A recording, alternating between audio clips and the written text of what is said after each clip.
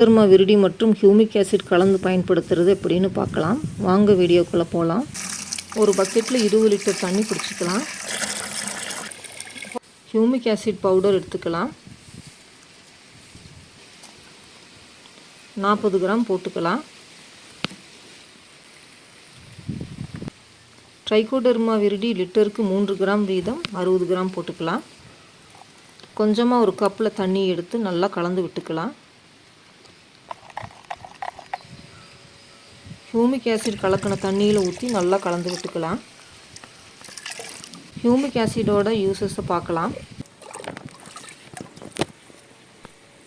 மாதுளை செடி சுற்றியில் 3 லிட்டர் ஊற்றிக்கலாம். ட்ரைகோடர்மா விரிடி பயன்கள் பற்றி பார்க்கலாம். இது மண்ணுக்கு ஊற்றுறதால மண் மூலம் பரவுற நோய்களை கட்டுப்படுத்துது. வீடியோ லிங்க் டிஸ்கிரிப்ஷனில் பின் பண்ணுறோம், போய் பார்த்துக்கோங்க.